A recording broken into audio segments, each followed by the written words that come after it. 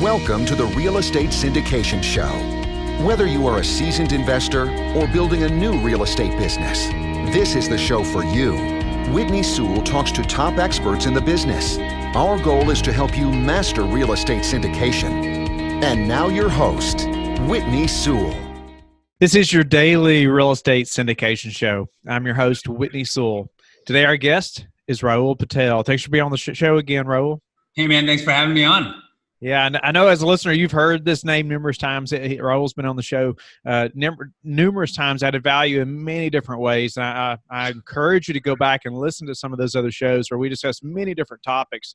He has so much experience in a lot of different aspects of this business. And but a couple of shows was show number 217. Another show was 294.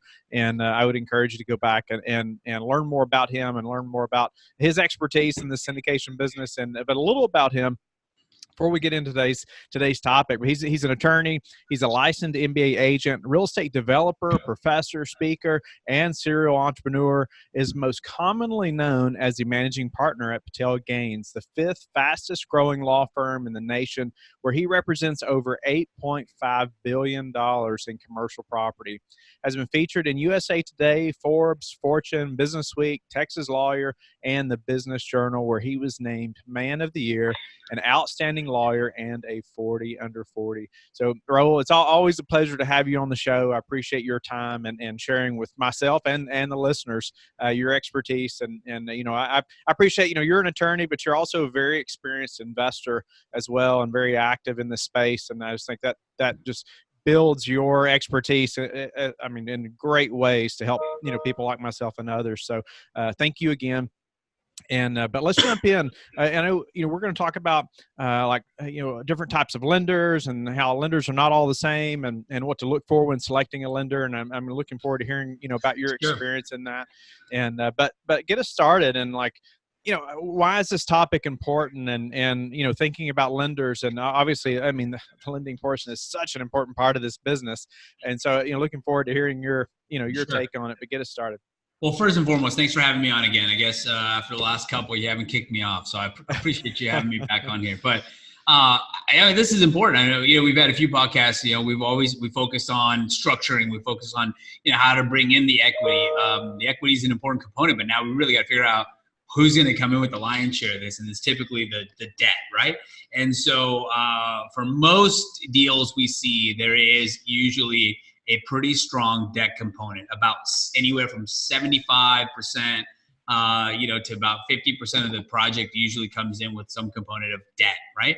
And so that's what we're talking about. You've got your lender, right? You've got somebody who's lending you the rest of the money, and they're not in it for the ride with you. They're in it for loaning you the money to get a guaranteed return on an interest rate for them, and they have an asset that is their collateral to some extent. So, you know, they're not all the same. There's many, many forms. And what I would say is one of the things that we kind of really focus on, and I see what folks really, they look at when they look at a lender, they look at a few things. One, they look at what's the interest rate they're charging them. Two, how long of a term or what kinds of term are they giving them? And how much money are they giving them, right? And when they get past those three thresholds, oftentimes they're viewed now in the same bucket, right? They're all about the same, which isn't really the case, right? So one lender offers you $2 million at a 5% interest rate for 20 years, fixed. Same thing with the other. They're not the same, right? There's lots of things that go into it. So, you know, to kind of look at that, you say that's kind of the component that I would say, getting past the first three big steps of saying, what are the terms now? What or who is lending you the money? So typically, you know, I look at this and say there's 3 or 4 main areas that people are getting money from right now in the multifamily space. So conventional lending is what most people know about, right? They have a Chase bank account, they have a Wells Fargo bank account, whatever big bank that they bank with, they might assume that that's where they go to the first time, right? And so I would say conventional, you've got your big banks, and then you've got your Texas Home Bank, right? Your local bank that anybody can go and you know, strike a relationship with. Those are your two types of primary sources when we talk about conventional lending, right? So when we have those forms, what I find is, depending on the project size, that may direct where you're going to go. Your smaller local banks have lending thresholds in which you can go with. So I would say in the smaller projects, $10 million or less, your smaller banks, or a lot of times local banks, are really good options for folks to start with. They usually have bank accounts there. There's some requirements to maybe have a bank account with them. But again, a good source, because they know your neighborhood, they know your market, they know what you're doing. They may have a real strong relationship with you. So that's a good source to start with from that aspect. You got I would just kind of break them down real quick, and then we can dive into one. But yeah, you got conventional. A lot of folks then are looking at private equity, right? There's a lot of now funds that have kind of pooled together, whether it's 50 million, 100 million, 200 million, up to $1 billion funds that are specifically focused on lending for real estate assets. So that's a whole different kind of monster in and of itself, but that's, again, another area that people are going to. And then kind of what I would say, even within that, there's capital, kind of different capital and banks that are kind of associated in and out of that private equity realm. And then I would say the last one that's kind of a subset of that is like your family offices, right? So your offices, your local kind of family offices that have good family investments and pools of money that are coming in to have this type of structure versus saying, hey, I want the upside. I want to give you the debt, keep the deed in my name, have an asset that guarantees a certain kind of return. So a lot of times you have trusts, you have different assets that are looking for some sort of asset maintenance, but then some sort of residual income. So that's another area that we can look at. But those are kind of, I would say, your three kind of areas that you're going at besides the government financing realms, right? Yeah. So like, big banks versus like your small local bank or credit union, something like that. Can you give us maybe an example of why, you would go to one or the other, and maybe even, how our experience or our track record or even the type of property might change that? Typically what I would say, number one, the size of the project, right? If you've got a $50 million project, typically your smaller banks they're beyond their threshold, right? Mm-hmm. So they've got a partner, they got to bring in other banks. So they're kind of past your threshold. So number one, depending on the size of the project, your local bank and their threshold will tell you what their lending limits are, right?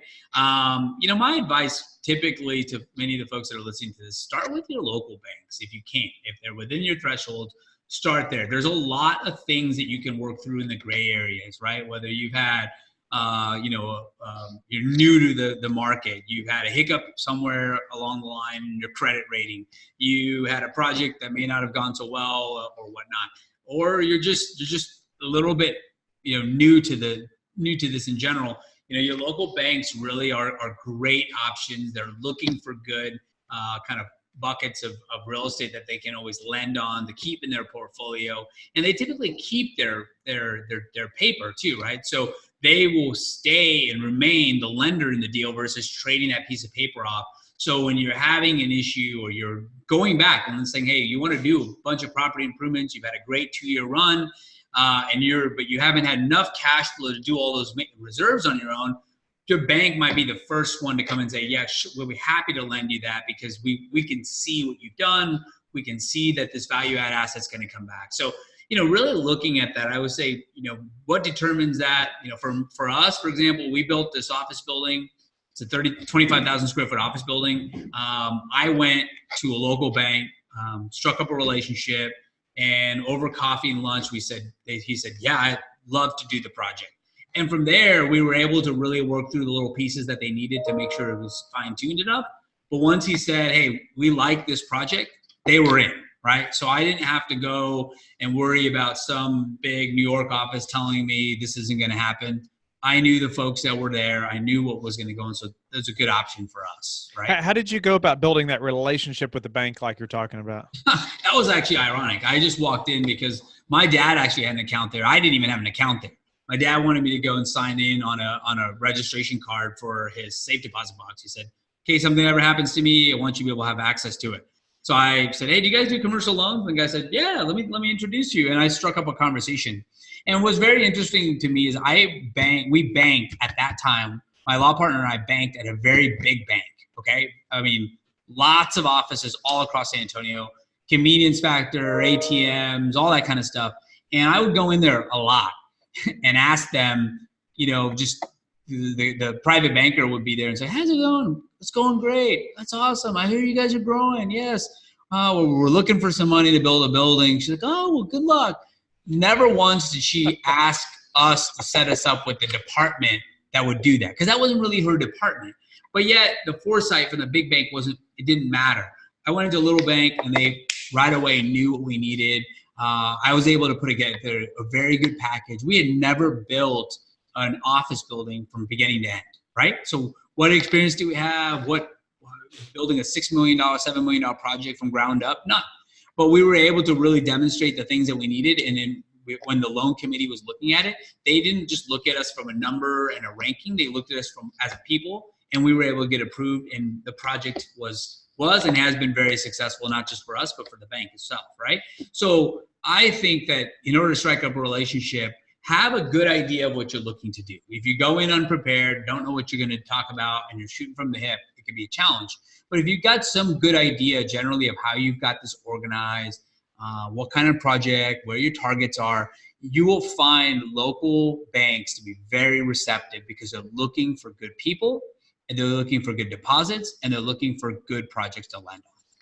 Nice. So, going from, that small bank to now, obviously we're doing deals with agency debt or, things like that, lots of different types of debt than local. When do you make that transition, or when are you thinking, okay, like for this project, $6 million or $7 million, local bank like that versus, non-recourse or versus, different things like that? Sometimes it just depends on where you're at in terms of your deal flow, your complexity of where you are, what kinds of projects you're working on. Sometimes time is of the essence too. You got to get things going. You got to go move quick. And so the advantage then again, all those types of agency, private equity, family offices, they have a lot of experience, right? So they've gone through, they know what to look for. They know what they're structuring. Many times they come in and structure the deal for you. They say, this is what you're going to do. You're going to do an SPE. You're going to put in this much debt. This is the waterfall we expect. They basically run the show for you, which in some instances, especially if you're on your first, second, or third deal, it might not be a bad idea, because you're leaning on somebody who's got a strong level of experience. Now, of course, they're motivated to earn the most amount of money they can. But again, you're also getting a lot of expertise and advice from somebody who knows what they're doing. So, again, kind of what to look for. If you're going in that realm, then I would tell you, if you do not have a good, I would say solid track record, haven't done deals before, or at least have good advice kind of coming down the pipeline, they may end up stealing the show from you, if that makes sense, for lack of a better word, right? They may steal that show from you. Now you're going to have to kind of pivot in your deals flow with your investors differently than what you had assured them before. So you might have we talked a little bit about, waterfalls and structures, I think in a previous podcast, but that might alter everything, right? It might really do it. So you're going to have to be prepared in that realm as well. So, but I think good level of experience, and then that allows you to push back too and say, no, this is how we're structuring our term sheet. And you might be able to get multiple people to kind of be bidding on your debt versus, the only girl that will go to dance with you. So, what's going to make that lender, as far as the small lender, like you went to here, or a local bank, what's going to make them stand out to you? I know in this case you were in there and somebody just struck up that conversation. You all got to talking, but what's going to make others stand out? I know they're not all the same, and so, what do we need to be looking for when selecting that lender, and what's going to make them stand out to you? The first one I'm going to say is very tough, because you can't quantify it, but I would say gut feeling, right? You really feel good about sometimes what somebody says. Sometimes they're just saying what you want to hear, and sometimes they're really saying what it is that you need to hear, right? And I think sometimes I always say the best decisions I've ever made have been on my gut, and the worst decisions sometimes were based on what a spreadsheet told me to do, right? So I would tell you gut feeling is really, really, really number one. And so in this particular instance, I just felt very comfortable with the speed at which they moved. They were a little bit slower, but they took their time. They really asked a lot of questions, and they felt honest about what we were trying to do and what they were trying to ask for, versus saying, here's a list of 10, number 2 what you gave me isn't number 2. And it's like, well, we don't have number 2. It's like, oh, okay. And so a lot of times they'll just get kicked back. Sorry, you don't have number 2. You don't have number 3. You need to have number 2 in this format. So the difference is when you say, oh, I get what you're doing. Can you maybe provide us something else that would be a backup? So, gut feeling, number 1. Number 2, I would say, seek experience. So they're going to do their homework and due diligence on you. At the same time, you have the ability to do due diligence on them. Lots of things you can do. 1, contact the Better Business Bureau. Find out what people have said about them. Number 2, ask them for a list of previous references. I mean, if they can ask you for your credit references and things like that, I would say ask for them. If they say, I don't have anybody, I don't need to share that, or I'm not going to give that information to you, then choose another one, right? And if nobody gives it to you, then nobody has it. But a lot of times, they will be willing to share information with you, or you can find deals that they have structured in the past. And sometimes a lot of lenders just advertise it, right? They'll literally advertise it on their website, which project they financed and what they did. Contact that person. Hey, how's it been going? Looks like you've been with them for 3 years. Any issues? And so a lot of times just doing your own homework on their experience or what people have experienced about them is a very good indicator too, because, this isn't a 1 year, 6-month due diligence marriage. You're going to be with them for a while. So there's lots of things that can happen. Occupancy trends. Houston just got hit with Hurricane Harvey a few years back. That was devastating for folks because many folks didn't have flood insurance, wasn't required. Lots of things can happen, right? You could have road foreclosures in certain areas and it could affect your business. School could just shut down that, which was a premise of why people built an apartment complex by it, and then the school moved. So many things can happen, right? So you really want to have a good idea of how they react, right? Because we all, as humans, somebody's in charge of that decision, right? On the day, if you're making your payments and you're doing everything you need to do, then you may never get a call from anybody. But the time you need to have that knowledge is saying, okay, I got to call Whitney up and say, Whitney, I'm having an issue this year.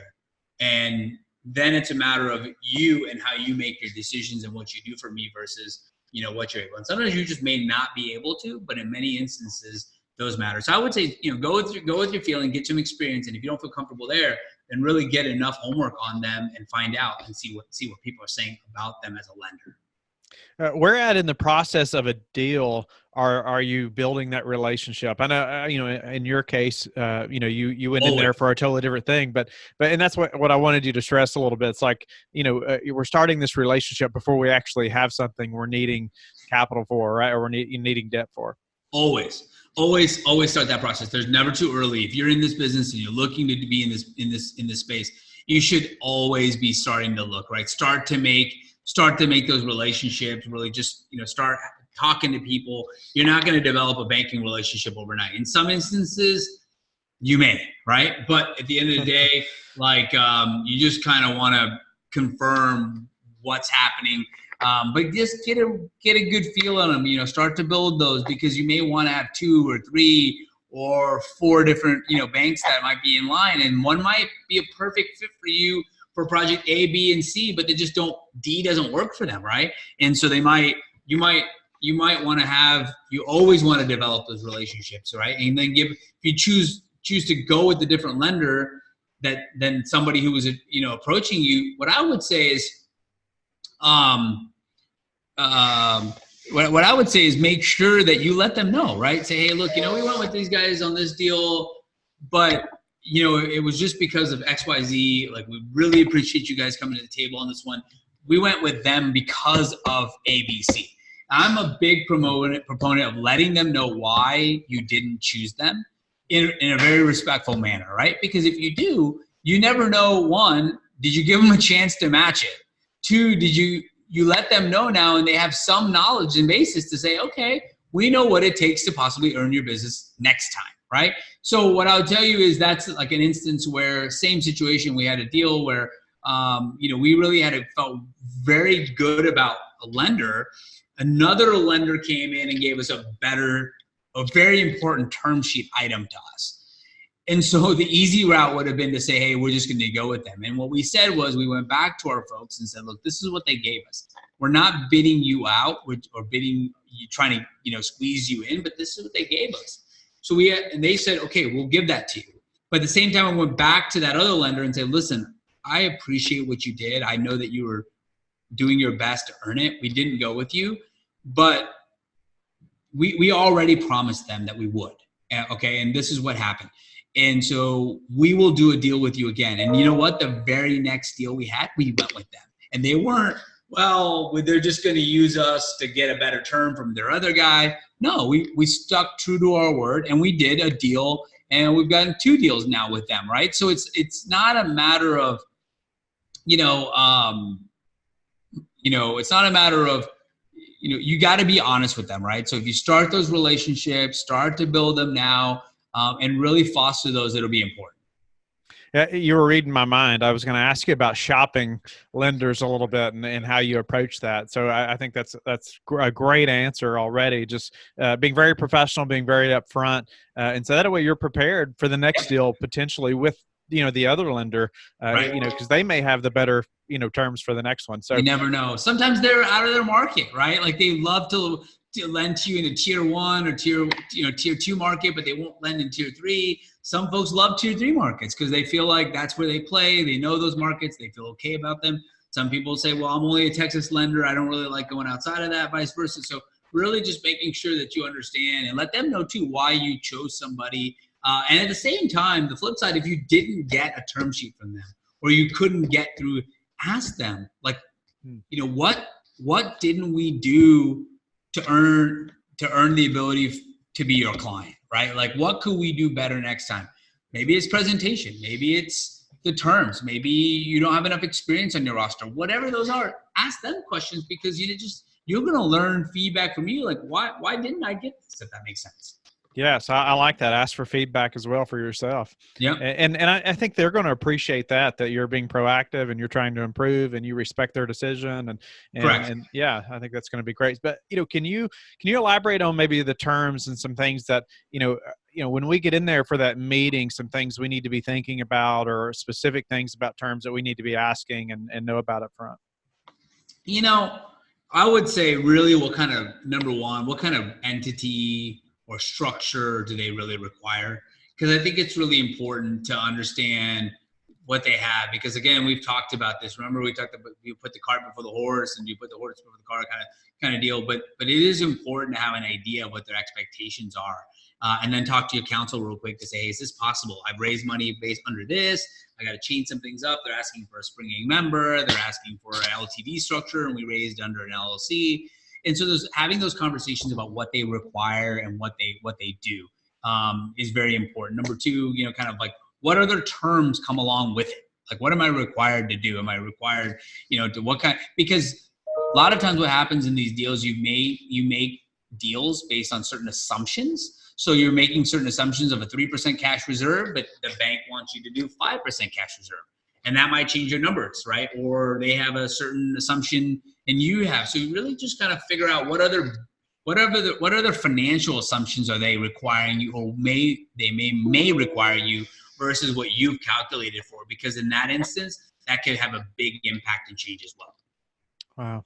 Yeah. So any other requirements that we need to be thinking about that I wouldn't even know to ask, or maybe somebody that's just starting this process, talking to lenders and, requirements of them, or even typical requirements of us that a lender may have that maybe you and I haven't discussed? The big one is searches. People feel like certain things that you have to do a lot of UCC searches on you. So, that's another one that people really don't understand. They just kind of assume, hey, I'll just send them my financial statement and they'll just pull my credit and that'll be good.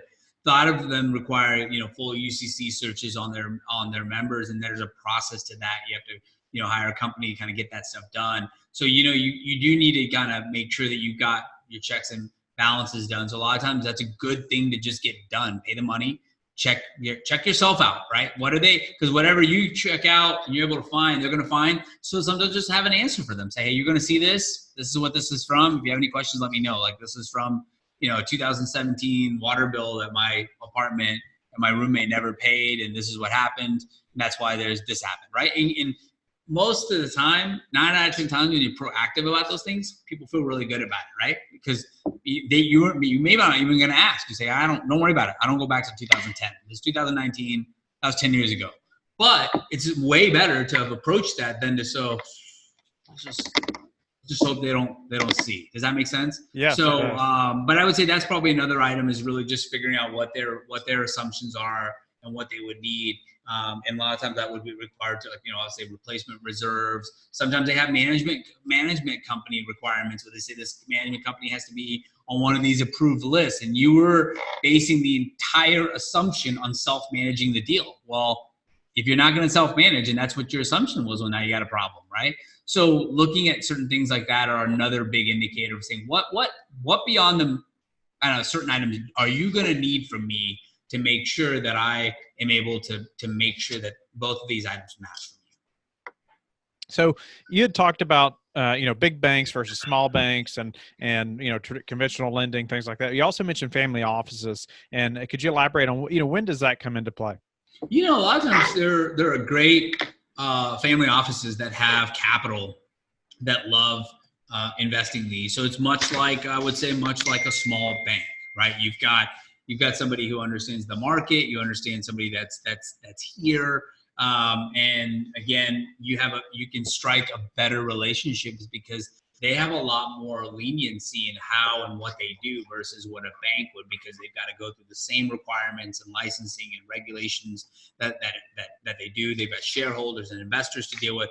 But again, family offices many times can maybe joint participate with you, bring the debt and bring some equity, or vice versa. So I would say those are good opportunities because they can create a sometimes a more friendly source of revenue for you. Again, not always, but in many instances could be a more friendly source of debt for you that could be a long-term partner for you. Okay. And how would I, start that kind of relationship with some type of family office?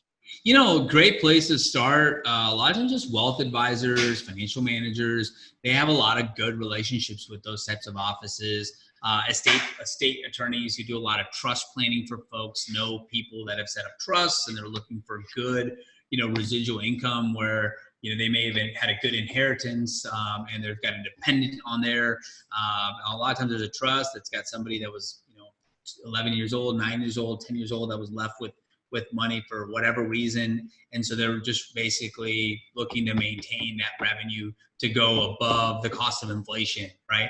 And so sometimes those types of opportunities are there. But really just, again, that's one of those ones where you got to kind of develop a good relationship with somebody. But wealth advisors, financial planners, those folks are sometimes good resources. A lot of folks that do a lot of insurance type stuff as well have good contacts in that space. So what about, moving to agency debt, non-recourse types as opposed to, the local smaller Sure. banks, and, when should we be considering that? I mean, if you have the ability to get into that space, it's always a good option to consider. You really have to look at that though. Like I was just talking to somebody about this yesterday on a non-recourse, and they said, well, is this good? I said, yeah, it's good, but it can also be bad depending on, when you look at this. And I said, well, what do you mean? And so, well, because in these instances, you've got to maintain certain things that are not necessarily, they're beyond the payment of your principal and interest. So putting this in a kind of in a common person's, I was a layperson's, terms, you got a mortgage payment, $1,000 a month. And you've got a job that pays you $50,000 a year. You're paying your mortgage, no problem. You lose your job, but your mom and dad are there to fill in for you. So they're going to help you pay your mortgage while you get back on your feet. You're paying your $1,000 payment. Chase does not care. They're not going to ask you whether you lost your job. They're not going to ask you where you came from. They just want to make sure that every month they get their payment. But in non-recourse debt, it matters big time.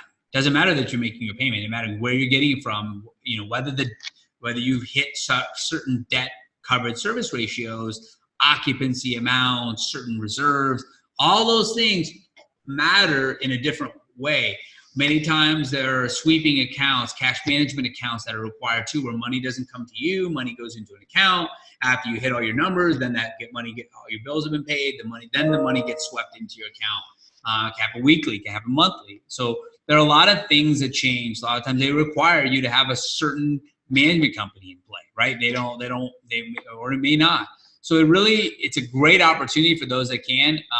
And then in some instances, it may not be, for some folks, what I always say is, are you ready for this type of accounting? Because you also have to provide, certain times sometimes quarterly updates, monthly updates, different updates that they're required on their formats. And if you're not doing it regularly or consistently or correctly, now you could have another issue, right? So you really have to kind of make sure that you understand in that regard, the only asset that they have the only protection they have is the asset itself, not you as a personal guarantor. So benefit there, if it goes, doesn't work the way you want it to, the asset is supposed to cover your debt. But for certain bad boy carve outs, typically you can't come after the borrower. But again, whenever you have something like that, I always say, not that there's always a hook, but there is things that you have to do in order to get that advantage, right? You can't always just get that extra benefit or carrot without making sure you put in the effort, right? So it's a good option if you can get there. Great if you have the team and the knowledge and experience in play to be able to run with it. Always something that I would say people should look at. Unfortunately, we're out of time, Rahul, but we could talk about debt for a long time. There's so many things about debt that we need to know. Sure. But I appreciate you just laying out these things, whether it's a small bank or a large bank, and whether we need to consider non-recourse or agency debt or family offices. It's really a great place for us to get started in determining those terms and having that conversation with these lenders. Anything else you want to leave us with as far as debt's concerned before we have to go? I would say, really make sure that you feel good about what you're doing, because sometimes what happens is people really go into a deal. They don't really like it. They don't feel good about it. They don't really understand what's happening, but they're left in their mind with no option. So they just do it. I would say if it doesn't check your boxes and you don't need it, you're taking on a lot of risk. You're putting a lot of equity up at stake there. So really make sure that you feel good about what you're about to do, because it's not just that they've given you the debt. Now you're in the boat with them for the long haul. You want to make sure that you feel good about that before just taking it just to do the deal. Nice. Rahul, thank you so much. Tell us again, though, how you like to give back. So in many ways, we've got an event this weekend. We're for the Ronald McDonald House. We're a big proponent with Leukemia Lymphoma Society, which is kind of our mission. But most recently, we've just given back to our law school. We just made a 5-year commitment to the law school here in San Antonio. So it's been fun to have something local like that as well, to give back to future lawyers and for people to be able to give an opportunity just like this, to be able to educate and teach people and help people in their businesses. And how can people get in touch with you? www.patel, Patel, gains, GAINES.com. You can find us on Facebook, LinkedIn, and all the social media realms. So again, thanks for having me on. Thank you for listening to the Real Estate Syndication Show, brought to you by Life Bridge Capital. Life Bridge Capital works with investors nationwide to invest in real estate, while also donating 50% of its profits to assist parents who are committing to adoption. Life Bridge Capital, making a difference, one investor and one child at a time. Connect online at www.lifebridgecapital.com for free material and videos to further your success.